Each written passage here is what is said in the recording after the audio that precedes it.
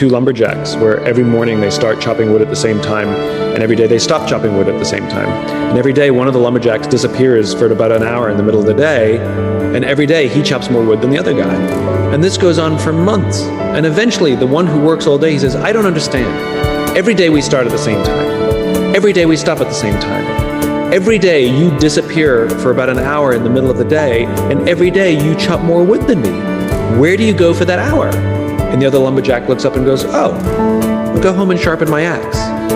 You know, that if you take an infinite mindset, it's not about how much you can get done each day. It's how much you can get done over the course of a career or over the course of a lifetime. And you got to take vacations, which means you turn off your email and you turn off your phone and you do not connect to the office. You know, go sharpen your axe. I have 5 little rules that you can follow as you find your spark and bring your spark to life. The first is to go after the things that you want. Let me tell you a story. So a friend of mine and I, we went for a run in Central Park. The Roadrunners organization, on the weekends, they host races. And it's very common at the end of the race, they'll have a sponsor who will give away something, apples or bagels or something. And on this particular day, when we got to the end of the run, there were some free bagels. And they had picnic tables set up, and on one side was a group of volunteers. On the table were boxes of bagels, and on the other side was a long line of runners waiting to get their free bagel. So I said to my friend, let's get a bagel. And he looked at me and said, the line's too long. And I said, free bagel. And he said, I don't want to wait in line. And I was like, free bagel. And he says, nah, it's too long. And that's when I realized that there's 2 ways to see the world. Some people see the thing that they want, and some people see the thing that prevents them from getting the thing that they want. I could only see the bagels. He could only see the line. And so I walked up to the line. I leaned in between 2 people, put my hand in the box, and pulled out 2 bagels. And no one got mad at me. Because the rule is, you can go after whatever you want. You just cannot deny anyone else to go after whatever they want. So the point is you don't have to wait in line. You don't have to do it the way everybody else has done it. You can do it your way. You can break the rules. You just can't get in the way of somebody else getting what they want. Rule number 2, take care of each other. The United States Navy SEALs are perhaps the most elite warriors in the world. And one of the SEALs was asked, who makes it through the selection process? Who is able to become a SEAL? And his answer was, I can't tell you the kind of person that becomes a SEAL. I can't tell you the kind of person that makes it through BUD/S. But I can tell you the kind of people who don't become SEALs. He says the guys that show up with huge, bulging muscles, covered in tattoos, who want to prove to the world how tough they are, none of them make it through.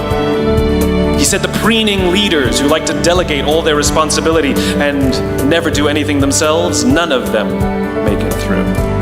He said the star college athletes who've never really been tested to the core of their being, none of them make it through. He says some of the guys that make it through are skinny and scrawny. He said some of the guys that make it through, you will see them shivering out of fear. He says, however, all the guys that make it through, when they find themselves physically spent, emotionally spent, when they have nothing left to give physically or emotionally, somehow, some way, they are able to find the energy to dig down deep inside themselves, to find the energy to help the guy next to them. They become SEALs, he said. You want to be an elite warrior. It's not about how tough you are. It's not about how smart you are. It's not about how fast you are. If you want to be an elite warrior, you better get really, really good at helping the person to the left of you and helping the person to the right of you. Because that's how people advance in the world. The world is too dangerous and the world is too difficult for you to think that you can do these things alone. If you find your spark, I commend you. Now, who are you going to ask for help, and when are you going to accept help when it's offered? Learn that skill. Learn by practicing helping each other. It'll be the single most valuable thing you ever learn in your entire life. To accept help when it's offered and to ask for it when you know that you can't do it. The amazing thing is when you learn to ask for help, you'll discover that there are people all around you who've always wanted to help you. They just didn't think you needed it because you kept pretending that you had everything under control. And the minute you say, I don't know what I'm doing, I'm stuck, I'm scared, I don't think I can do this, you will find that lots of people who love you will rush in and take care of you. But that'll only happen if you learn to take care of them first. Lesson 3. Nelson Mandela is a particularly special case study in the leadership world because he is universally regarded as a great leader.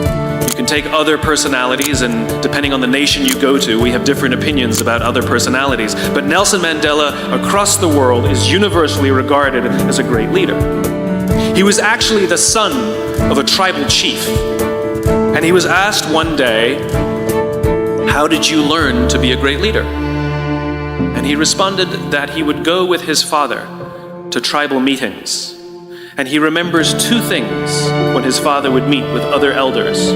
1, they would always sit in a circle. And 2, his father was always the last to speak. You will be told your whole life that you need to learn to listen. I would say that you need to learn to be the last to speak. I see it in boardrooms every day of the week. Even people who consider themselves good leaders, who may actually be decent leaders, will walk into a room and say, here's the problem, here's what I think, but I'm interested in your opinion, let's go around the room. It's too late. The skill to hold your opinions to yourself until everyone has spoken does 2 things. 1, it gives everybody else the feeling that they have been heard. It gives everyone else the ability to feel that they have contributed. And 2, you get the benefit of hearing what everybody else has to think before you render your opinion. The skill is really to keep your opinions to yourself. If you agree with somebody, don't nod yes. If you disagree with somebody, don't nod no. Simply sit there, take it all in, and the only thing you're allowed to do is ask questions so that you can understand what they mean and why they have the opinion that they have. You must understand from where they are speaking, why they have the opinion they have, not just what they are saying. And at the end, you will get your turn. It sounds easy, it's not. Practice being the last to speak. That's what Nelson Mandela did. Lesson 4. In the 18th century, there was something that spread across Europe and eventually made its way to America called puerperal fever, also known as the Black Death of childbed.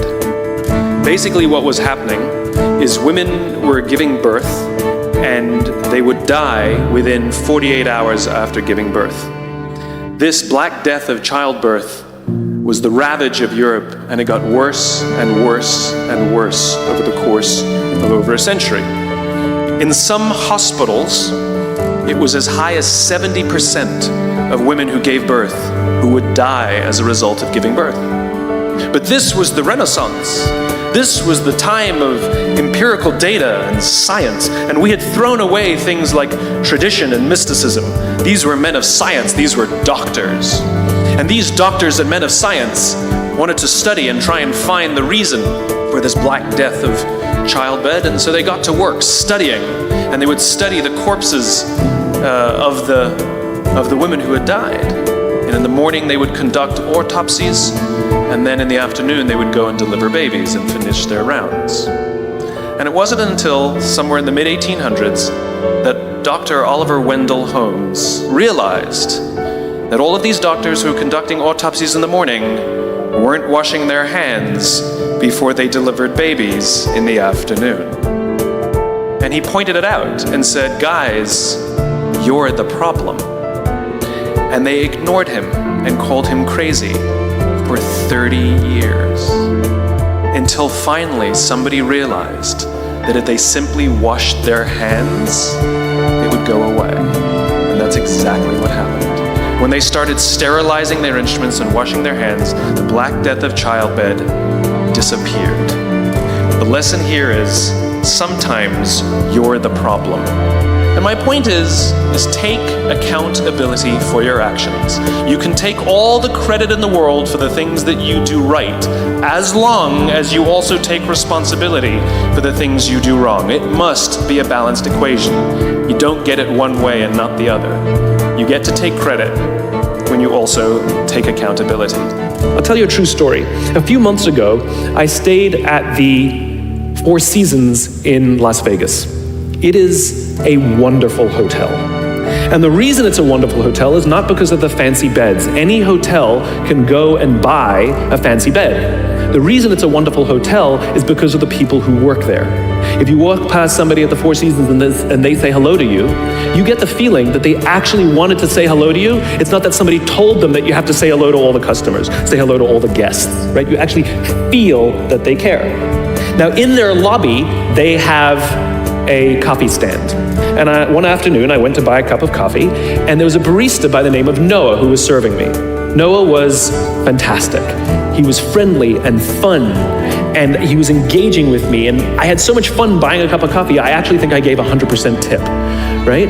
He was wonderful. So as is my nature, I asked Noah, "Do you like your job?" And without skipping a beat, Noah says, "I love my job." And so I followed up. I said, "What is it that the Four Seasons is doing that would make you say to me, 'I love my job'?" And without skipping a beat, Noah said, "Throughout the day, managers will walk past me and ask me how I'm doing, if there's anything that I need to do my job better." He said, "Not just my manager, any manager." And then he said something magical. He says, "I also work at Caesar's Palace. And at Caesar's Palace, the managers are trying to make sure we're doing everything right. They catch us when we do things wrong." He says, "When I go to work there, I like to keep my head under the radar and just get through the day so I can get my paycheck." He says, "Here at the Four Seasons, I feel I can be myself." So we in leadership are always criticizing the people. We're always saying, we've got to get the right people on the bus. I've got to fill my team. I've got to get the right people. But the reality is, it's not the people. It's the leadership. If we create the right environment, we will get people like Noah at the Four Seasons. If we create the wrong environment, we will get people like Noah at Caesar's Palace. Number 5, my favorite one of all. True story. There was a former Undersecretary of Defense who was invited to give a speech at a large conference, about 1,000 people. And he was standing on the stage with his cup of coffee in a styrofoam cup. And he took a sip of his coffee and he smiled and he looked down at the coffee. And then he went off script. And he said, "You know, last year I spoke at this exact same conference. Last year I was still the undersecretary. And when I spoke here last year, they flew me here business class. And when I arrived at the airport, there was somebody waiting for me to take me to my hotel. And they took me to my hotel and they had already checked me in and they just took me up to my room. And the next morning I came downstairs and there was someone waiting in the lobby to greet me and they drove me to this here same venue and handed me a cup of coffee in a beautiful ceramic cup." He says, "I'm no longer the undersecretary. I flew here coach. I took a taxi to my hotel and I checked myself in. When I came down the lobby this morning, I took another taxi to this venue. I came in the front door and found my way backstage, and when I asked someone, 'Do you have any coffee?' he pointed to the coffee machine in the corner, and I poured myself a cup of coffee into this here styrofoam cup." He says the lesson is, the ceramic cup was never meant for me. It was meant for the position I held. I deserved a styrofoam cup. Remember this. As you gain fame, as you gain fortune, as you gain position and seniority, people will treat you better. They will hold doors open for you. They will get you a cup of tea and coffee without you even asking. They will call you sir and ma'am, and they will give you stuff. None of that stuff is meant for you. That stuff is meant for the position you hold. It is meant for the level that you have achieved of leader or success or whatever you want to call it. But you will always deserve a styrofoam cup. Remember that. Remember that lesson of humility and gratitude. You can accept all the free stuff. You can accept all the perks. Absolutely, you can enjoy them. But just be grateful for them and know that they're not for you. We're asking our youngest generation to work and succeed and find themselves and build their confidence and overcome their addiction to technology and build strong relationships at work. We're asking them to do this, and these are the environments we've created. We keep saying to them, you're the future leaders. We're the leaders now. We're in control. What are we doing? This is what empathy means. It means if there's an entire generation struggling, maybe it's not them. It's like, the only thing that the common factor in all my failed relationships? Me. Same thing. Well, we just can't get the right performance out of our people. Maybe it's you. Right? It's not a generation. It's not them. They're not difficult or hard to understand. They're human beings like the rest of us, trying to find their way, trying to work in a place where they feel that someone cares about them as a human being. By the way, that's what we all want. In other words, it's not even generational. It's all of us. This is the practice of empathy. That if we're struggling to communicate to someone, if we're struggling to help someone be at their natural best, I'm tired of people saying to me, how do I get the best out of my people? Really, that's what you want? They're like a towel, you just wring them. How can I get the most out of them? No, how do I help my people be at their natural best? Right? We're not asking these questions. We are not practicing empathy. We have to start by practicing empathy and relate to what they may be going through. And it will profoundly change the decisions we make. It will profoundly change the way we see the world. We're growing up in a Facebook, Instagram world. In other words, we're good at putting filters on things. We're good at showing people that life is amazing even though I'm depressed, right? And so everybody sounds tough. And everybody sounds like they got it all figured out. And the reality is there's very little toughness and most people don't have it figured out. And so when the more senior people say, well, what should we do? They sound like, this is what you gotta do. And they have no clue. So you have an entire generation growing up with lower self-esteem than previous generations, right? We know that engagement with social media and our cell phones releases a chemical called dopamine. That's why when you get a text, it feels good. Right? It's why we count the likes. It's why we go back 10 times to see if my Instagram is going slower. Did I do something wrong? Did they not like me anymore? Right? The trauma for young kids to be unfriended. Right? Dopamine is the exact same chemical that makes us feel good when we smoke, when we drink, and when we gamble. In other words, it's highly, highly addictive. That's basically what happened. You have an entire generation that has access to an addictive, numbing chemical called dopamine through social media and cell phones as they're going through the high stress of adolescence. Why is this important? What's happening is because we're allowing unfettered access to these dopamine-producing devices and media, basically it's becoming hardwired, and what we're seeing is as they grow older, too many kids don't know how to form deep, meaningful relationships. Their words, not mine. They will admit that many of their friendships are superficial. They will admit that their friends, that they don't count on their friends, they don't rely on their friends, they have fun with their friends, but they also know that their friends will cancel on them as something better comes along. Deep, meaningful relationships are not there because they never practice the skill set, and worse, they don't have the coping mechanisms to deal with stress. So when significant stress starts to show up in their lives, they're not turning to a person, they're turning to a device, they're turning to social media, they're turning to these things which offer temporary relief. I believe loving your work is a right and not a privilege. I despise the fact, I lament the fact, I curse the fact that so few people get to